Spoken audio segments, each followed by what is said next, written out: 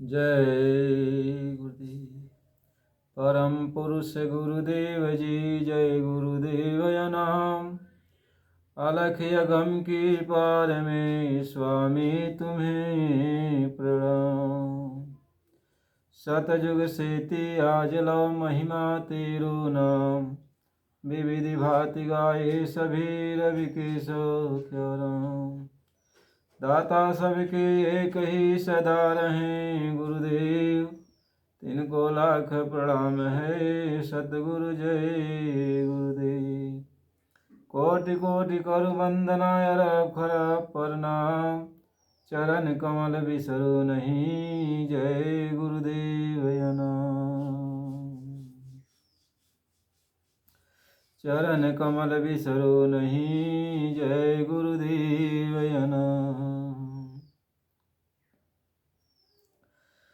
मन लाग मोरी यार फकीरी में। मन लाग मोरी यार फकीरी में।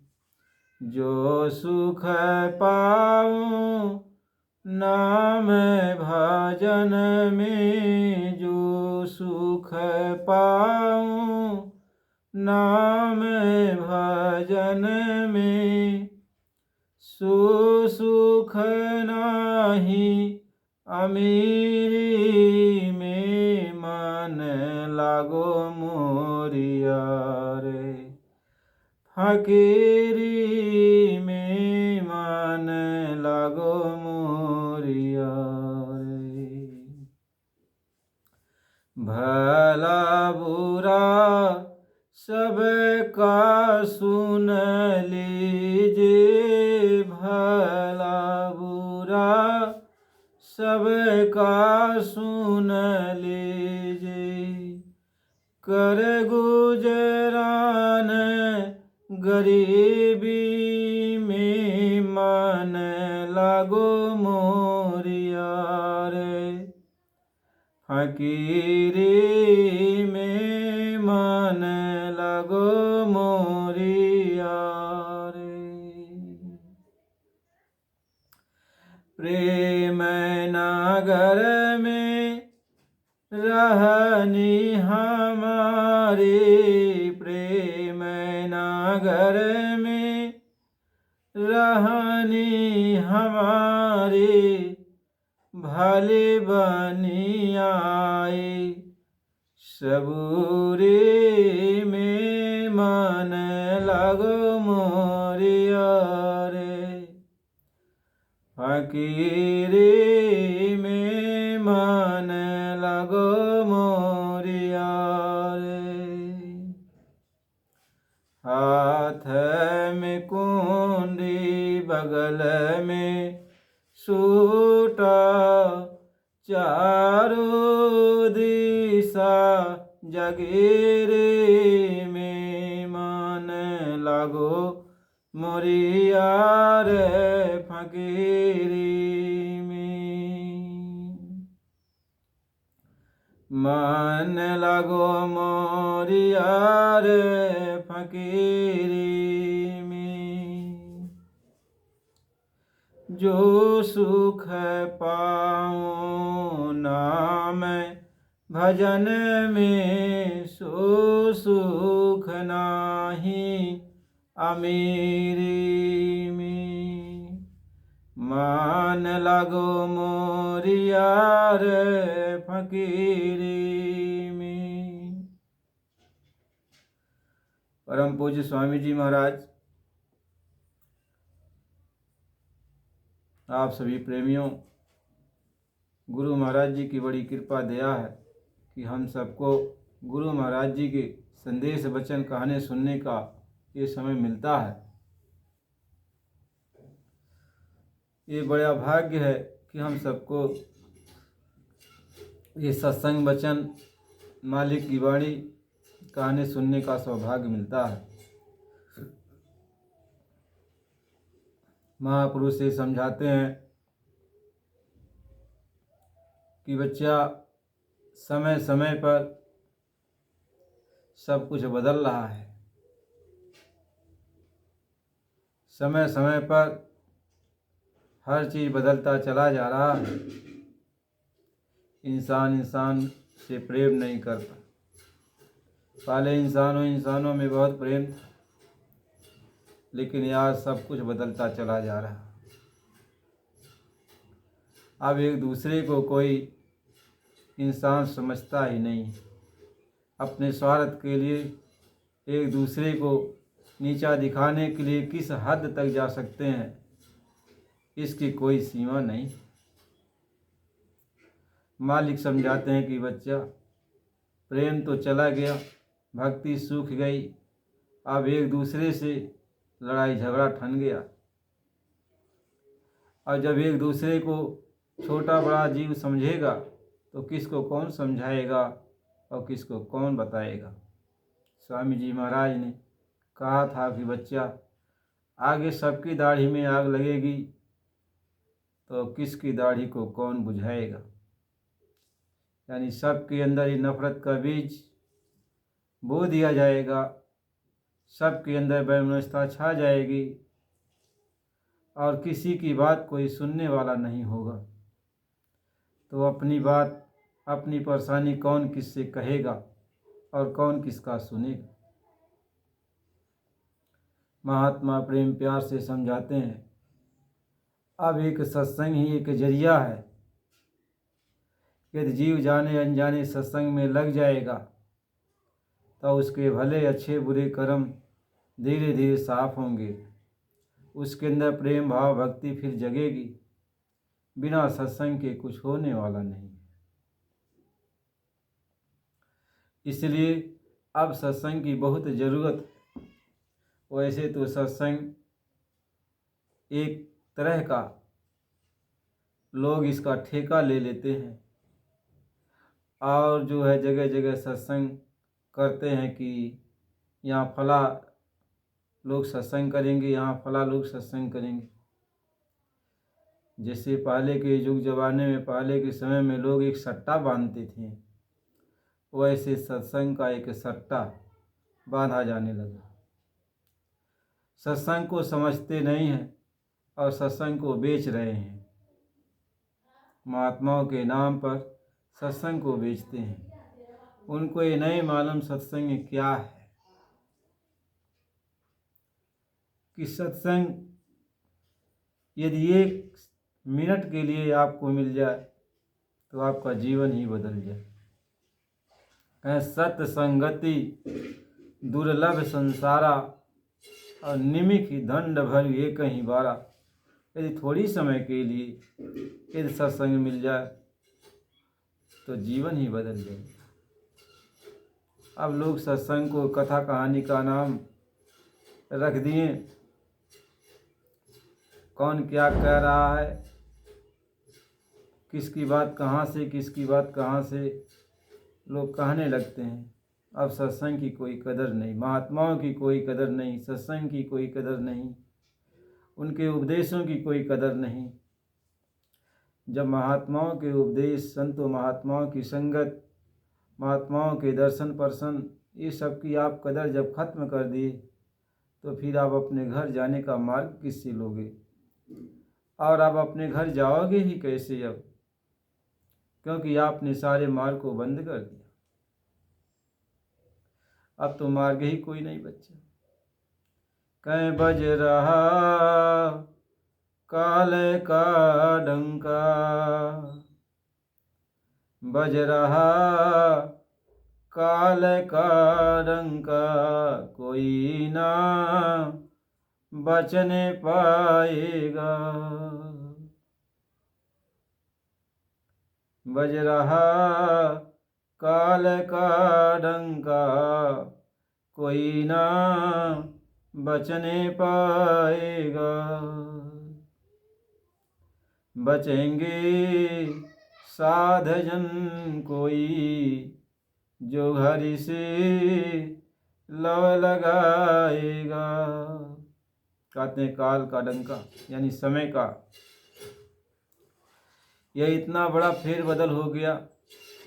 अब किसी को महात्माओं की संगत, उनके वचन बाड़ी, सही मार्ग पर चलना किसी को सूझता नहीं। अब तो समय के अनुसार सब भौतिकतावाद में उलझ चुकी है। अब किसी को कोई समय नहीं, यही समय का डंका बज रहा है कि अब समय सबको अपनी चपेट में ले लिया। अब सबको अपनी चपेट में ले लिया तो कोई अपने बचने का उपाय नहीं कर रहा। अब समय अपने चपेट में ले लिया, अब आपके पास कोई उपाय नहीं। समय से बचने के लिए सिर्फ महात्माओं की एक संगत थी, उनका सत्संग था, उनका दिया हुआ नाम और भजन था। लेकिन समय ने संतों को नकार दिया, संतों की संगत को नकार दिया, उनके दर्शन परसन, उनके सत्संग को नकार दिया। अब महात्माओं को लोग कुछ नहीं समझते, तो नाना प्रकार की परेशानियाँ, बीमारियाँ और नाना प्रकार के तन की समस्या, मन की समस्या, धन की समस्या, मानसिक चिंतन चारों तरफ से घेर लिया। न घर में चैन, न बाहर चैन, न ऑफिस में चैन, कहीं चैन किसी को नहीं है। जिसके पास जितना हो जा रहा है उसमें भी वह संतुष्ट नहीं, जिसके पास नहीं है उसमें भी वह संतुष्ट नहीं। अभाव सबके अंदर आ गया, भाव तो सबका खत्म हो गया, अभाव सबके अंदर आ गया। अब यह जीव दुर्गति में फंस गया। बिना संतों महात्माओं की संगत के, उनके सत्संग के, उनके उपदेश के अब जीव तो बच ही नहीं सकता। आप कितना उपाय करोगे जब बीमारियों का बीज आपने बो दिया, परेशानियों का बीज बो दिया है, जब बुरे कर्मों का बीज बो दिया तो ये सब तो अब उगेंगे। तो कितना आप खरपतवार निकालोगे? जब खरपतवार ही आप बो रहे हो अपने खेत में तो कितना निकालोगे? एक बीमारी गई, दूसरी आ गई, दूसरी गई, तीसरी आ गई, तीसरी गई, चौथी आ गई। एक घटना घटी, दूसरी घटना। एक से बचने का उपाय करोगे, दूसरा आ जाएगा, दूसरे से बचने के उपाय करोगे, तीसरा आ जाएगा। कभी भुखमरी आ जाएगी, कभी महामारी आ जाएगी, कभी जो है अकाल पड़ जाएगा, कभी अन्न की कमी हो जाएगी। जब नाना प्रकार से चारों तरफ से ये परेशानियों का बीज बो दिया गया तो ये तो अब उग रहे हैं ना। अब बचने का कौन सा उपाय तूने सोचा नहीं? यदि संत महात्माओं की संगत किया होता, उनसे रास्ता लिया होता, उनसे भेद लिया होता तो भजन कुछ करता, नाम की कमाई करता, संतों के उपदेश को सुनता तो एक कवच बन जाता रक्षा करने का तुम्हारा। लेकिन तुमने ये काम तो किया नहीं। अब जब कोई आफत और मुसीबत आती है तो चिल्लाते हो कि अब तो कोई बचाएगा नहीं, अब तो बचने का कोई उपाय नहीं है।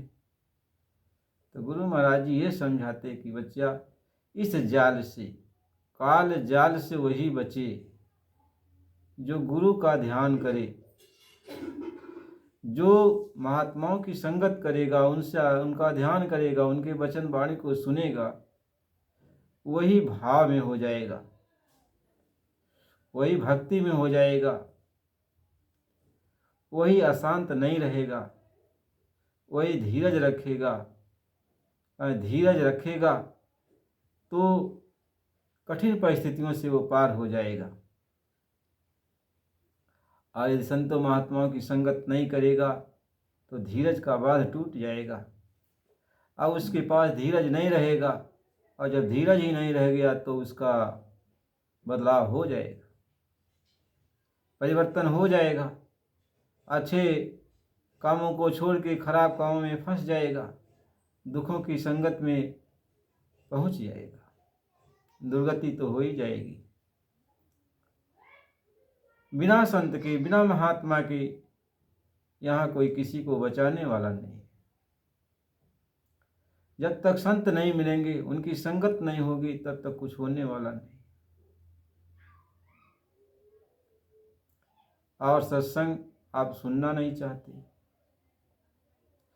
सत्संग जितना समय आपको सुनाया जाता है, आपको नहीं मालूम है, सत्संग तो सुनना चाहिए। आपको बता रहा हूँ कि 10 मिनट, 15 मिनट, 1 घंटे, आधे घंटे, जो भी आप सत्संग सुनते हो, उतना समय आपके ऊपर जो कर्म, अच्छे बुरे कर्म जो लदे होते हैं, वो साफ हो जाते हैं, बहुत साफ होते हैं। तभी तो मन शांत होता है, तभी बुद्धि शांतचित होकर रहती है।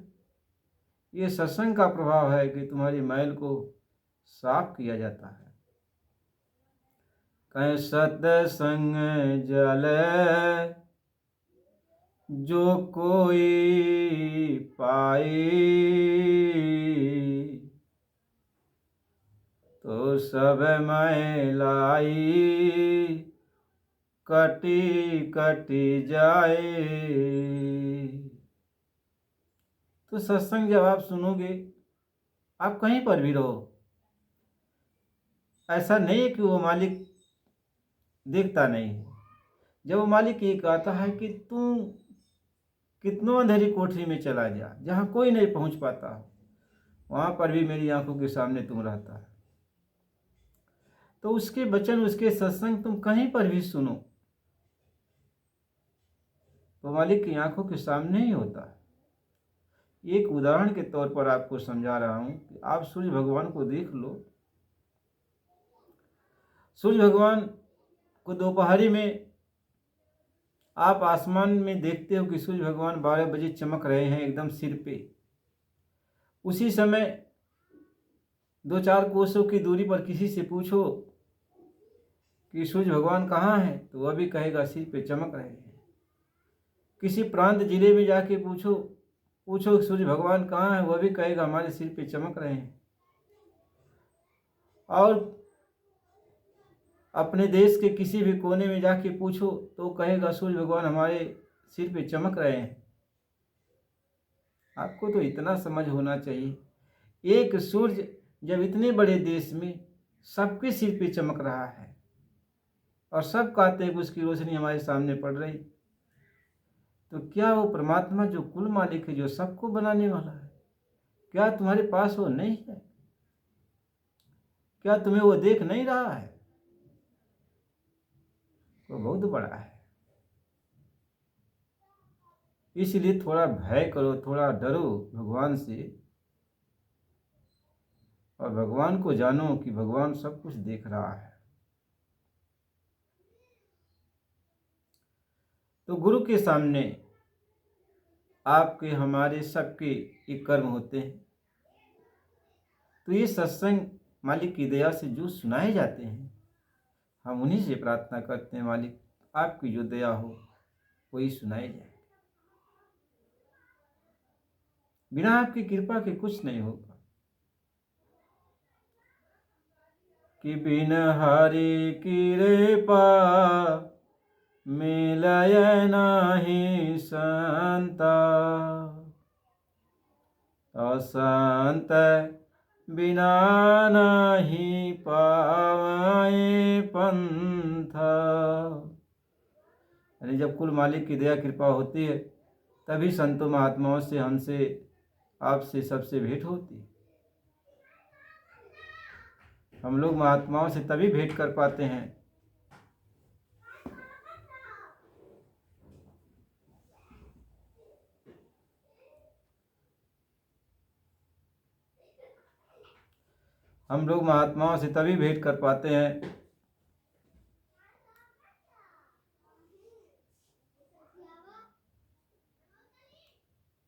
जब उनकी कृपा होती है, उनकी दया होती है। गुरु महाराज जी की कृपा दया है कि महापुरुषों से भेंट हो जाती है, संतों महात्माओं की संगत मिल जाती है, सत्संग वचन मिल जाते हैं। इसलिए सत्संग वचन को सुनना चाहिए।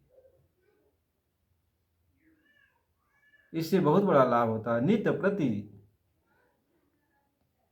कहें रोज रोज सत्संग सुनना चाहिए।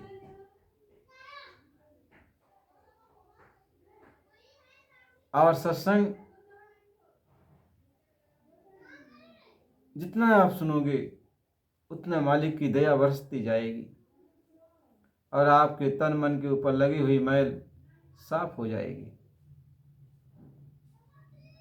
महात्मा इस बात को समझाते, इसलिए सत्संग जारी जो हुआ इसको तो सुना करो। थोड़े थोड़े समय आप समय देते रहो और सुना करो। धीरे धीरे देखो परिवर्तन हो जाएगा। आपके कठोर हृदय में जो कोई चीज धंस नहीं रहा है, उसमें भी उस हृदय को यह सत्संग मुलायम कर देगा। आपका हृदय भी मोम की तरह हो जाएगा, पिघल जाएगा। कै प्रेम बान जाके लागए, प्रेम बान जाके लागए, सु जानेगा पी। प्रेम बान जाके लागए, सु जानेगा पीर। सो जानेगा पीर, काहे मूरख से कहिए। प्रेम बान जाके लागए, सो जानेगा पीर। कहते हैं मालिक के शब्द, मालिक के प्रेम की जो आवाज़ है, जिसको लग जाएगा, जिसके हृदय में पहुंच जाएगा ये सत्संग वचन, उसी को दर्द महसूस होगा। वही जानेगा कि सत्संग सुनने से क्या होता है। वही सत्संग सुनने के लिए लालायित होता है, जिसके अंदर मालिक के वचन चुभ जाते। प्रेम बान जाके लागे, सु जानेगा पीर। सो जानेगा पीर, काहे मूरख से कहिए। मूरख किसको कहते हैं? जो सबकी बात सुन लेता है लेकिन मानता किसी की नहीं, अपने सिवाय वो किसी की नहीं मानता, उसी को मूर्ख कहते हैं। सुनेगा तो सबकी बात सुनेगा, लेकिन मानेगा ये किसी की बात नहीं। वह अपने सिवाय और किसी की बात को मानता ही नहीं, उसी को मूर्ख कहते हैं। कहते हैं ऐसे मूर्ख से मालिक का ये ज्ञान, मालिक के ये वचन नहीं कहना चाहिए। प्रेम बान जाके लागे, सु जानेगा पीर। सो जानेगा पीर, काहे मूरख से कहिए।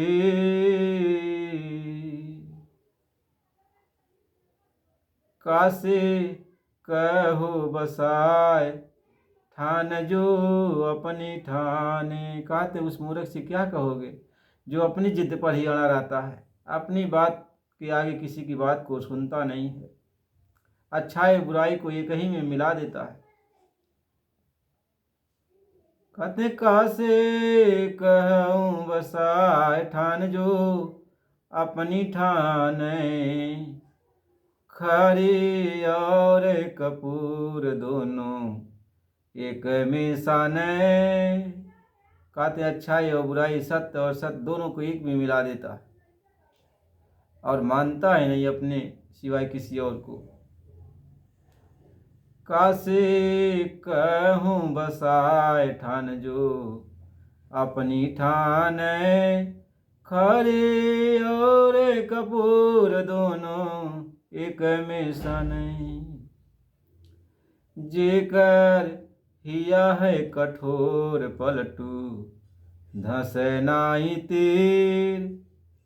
जेकर हिया है कठोर पलटू, धसे नाही तीर। प्रेम बान जाके लागे, सु जानेगा पीर। प्रेम बान जाके लागे, सु जानेगा पीर।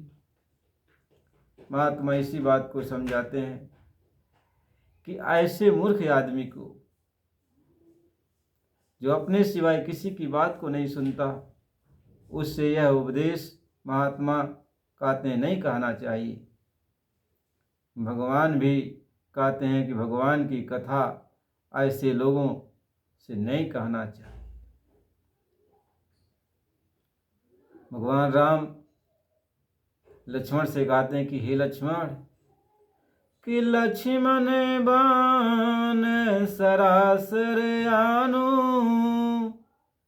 असोखं वारिधि विशिख कृषानु। कहते हे लक्ष्मण, 3 दिन हो गया समुद्र से विनती करते करते, लेकिन यह अपनी जिद पर अड़ा हुआ है और मेरी विनती को सुन नहीं रहा है। मेरे अग्नि बाण ले आओ और मैं इसको पूरा समाप्त ही कर देता हूँ। कि लक्ष्मण बाण सरासर आनु, सोखं वारिधि विशिख कृषानु। कहते 60 सन विनय कुटिल सन प्रीति। कहते दुष्ट आदमी के साथ विनम्रता ये बहुत समय तक नहीं टिक सकती है, और कपटी आदमी के साथ प्रीति नहीं चलता है। आप उससे प्रेम करो दिल खोल के, वह आपसे कपट करता है। और कृपण आदमी के साथ नीति ज्ञान की बात नहीं कहना चाहिए। कि 60 सन विनय कुटिल सन प्रीति, सहज कृपण सन सुंदर नीति। कहते ममतारत सन ज्ञान कहानी, अति लोभी सन बिरति बखानी। कहते जो ममता में लगा हुआ, मोह माया में फंसा हुआ, उससे माया से निकलना चाहो तो आपसे ही झगड़ा कर बैठेगा, आपकी बात को एक नहीं सुनेगा। और जो लोभी आदमी एक एक पैसे के लिए हमेशा लड़ाई झगड़ा कर बैठता है, उस आदमी से कहो कि अरे कुछ दान करो, कुछ खर्चा करो, तो ये सब बेकार है। कि ममतारत सन ज्ञान कहानी, अति लोभी सन बिरथि बखानी। क्रोध ही सम कामई हरि कथा। कामी क्रोधी के सामने भगवान की कथा जो कहा जाता है, ये सुन लो, तो ये सब विकार उस तरीके से हो जाता है कि जैसे ऊसर में आप बिया बो दो। कि काम ही सन क्रोध ही हरि कथा, अवसर बीज बोए फलज था। यानी इनके सामने महात्मा ये समझाते हैं कि सारे ज्ञान की चर्चा करो, अपना सब कुछ कुर्बान कर दो, खत्म तुम्हारा हो जाएगा, लेकिन ये सुधरेंगे नहीं। महात्मा ही समझाते हैं। तो महापुरुष समझाते हैं कि बच्चा लड़ाई झगड़ा तो करना नहीं, लेकिन जब जान रहे हो कि ये अपनी बात के आगे अड़े हुए हैं, तो उनको घेर घार करके जो है उनको अच्छी बात मत सुनाओ। तो उनको अच्छी बात सुनाते जाओगे तो जहर होता जाएगा। 1 बार 2 बार 3 बार सुना दिया, समझा दिया, वो नहीं मानता है तो घेर के मत सुनाओ। जब उसकी इच्छा कहेगी तो वो सुनेगा। तुम अपने काम में लगे रहो, अपने काम को करते रहो, अपने काम में लगे रहो। महात्मा इस बात को समझाते हैं। इसलिए सत्संग की बहुत जरूरत पड़ती है। अब जब तक हम सत्संग नहीं सुनेंगे, अब आप कह दो कोई सत्संग सुनाने वाला है ही नहीं, इसका क्या मतलब? आपने समझा कि कोई संसार में सुनाने वाला है ही नहीं, तो आपने गुरु को नहीं समझा। गुरु महाराज जी अनंत अनेक जीवों को रास्ता बताया, यानी नाम दीक्षा दी। नाम दीक्षा दे करके उनकी आत्मा को अपने हाथ में ले लिया उसकी डोरी को अपने हाथ में ले लिया। बहुत सारी आत्माओं को अपनी भक्ति करा करके उनको निर्मल, पाक, पवित्र, साफ सुथरा कर दिया। जब उनके तन मन को निर्मल कर दिया तो मालिक उनके तन मन में बस गया, उनकी आत्मा में बस गया। देखने में तो रूप अलग लगता है, लेकिन उस शरीर के अंदर मालिक बैठा होता है। अब मालिक किसी भी पोल से, एक नहीं अनेकों जीव के अंदर वो मालिक बैठा, तो किसी भी पोल से अपनी बात तो कह ही सकता है। अरे भाई, वो मालिक कोई भी पोल पर बैठ जाए। भाई अभी मारुति कार से जा रहा है वो मालिक, तो आपको समझा सकता है। मारुति कार में बैठकर, यदि हवाई जहाज में बैठकर जाएगा तब भी वही बात समझाएगा। यदि हेलीकॉप्टर में बैठ के जाए तब भी वो बात समझाएगा। यानी अब हेलीकॉप्टर के अंदर से, जहाज के अंदर से, कार के अंदर से जो समझाने वाला है वो तो मालिक ही तो है। इसी तरीके से या शरीर को जो कुछ भी आप समझ लो, किसी भी पोल पर बैठ करके वो मालिक समझाता है।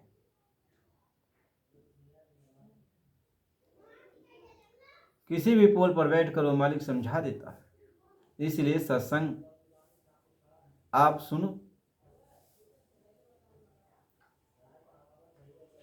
आप सुनो, सत्संग सुनो।